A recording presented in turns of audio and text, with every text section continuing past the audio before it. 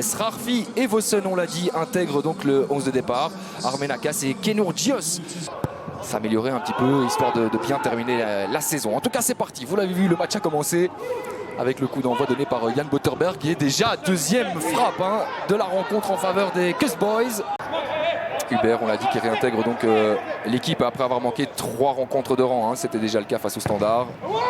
Voici donc 2 rencontres de suite. C'est pas terminé, il y a danger et on a du mal à se dégager. Et je pense que ça a été sorti par Hubert, justement. Déjà eu des occasions de part et d'autre. Elle était bien nette. Et plus récemment, Mattersburg en Autriche. Oh, il est beau ce ballon. Et voilà l'ouverture du score. On n'aura pas dû attendre bien longtemps. La 14e minute de jeu pour voir déjà Fashion Sakala débloquer le match et inscrire son 12e but de la saison. On pressentait un match dans le match entre Gianni Bruno, un match hyper ouvert dans ce début de rencontre avec des opportunités de part et d'autre. Un but allait tomber, on le sentait. Eh bien, il est tombé du côté des Côtiers avec un excellent contrôle, complètement oublié aussi sur cette passe de Haris Kulasson. Ça passe trop facilement ici. Descartes s'arrête de courir en pensant que Bostin était premier sur le ballon. C'est pas mal ce qu'il propose Kvasina, franchement. Hyper intéressant d'avoir un joueur comme ça, réserviste et sur lequel on peut s'appuyer. Oh, la frappe de Darpino, elle est vicieuse avec ce petit rebond qui aurait pu mettre en difficulté Bostin, mais elle est... Ah si, il a 63 minutes de jeu quand même. Oh, Sakala qui nous offre encore un numéro. Et cette fois-ci, c'est Bostin qui remporte son face-à-face.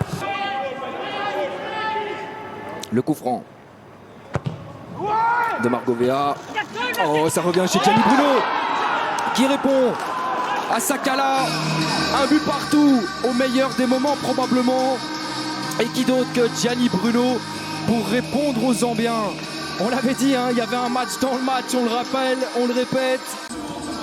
Un duel hyper intéressant, animé, attractif, spectaculaire avec des occasions et des buts, c'est tout ce qu'on demandait. Et le SEV qui parvient à recoller au score quelques minutes avant le repos. Et mentalement, ça peut clairement faire la différence. Parce que les Côtiers ont eu la possibilité de faire le break, mais non. Est-ce que ce sera Gianni Bruno? Est-ce que ce sera Sakala? En tout cas, c'est bien intéressant comme duel. Et je me demande si Sakala n'est pas parti en position de hors-jeu. La situation se poursuit.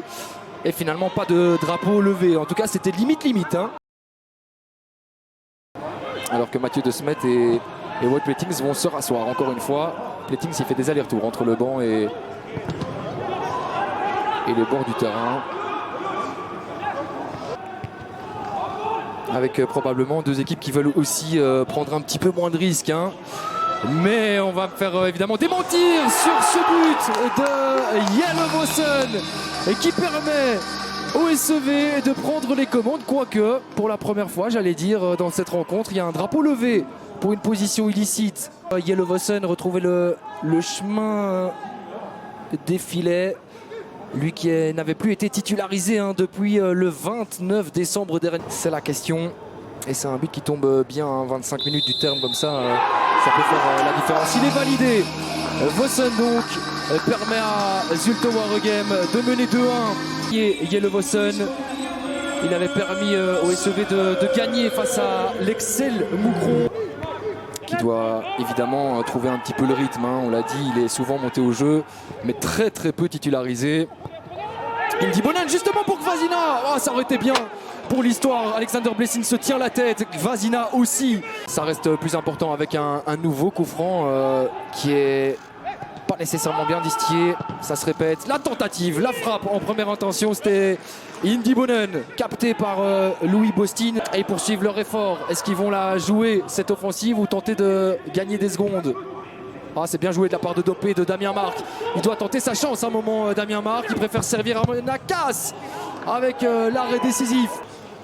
Grosse déception par contre pour Ostende, qui s'incline donc ici à Waregem. Victoire du SEV 2-1.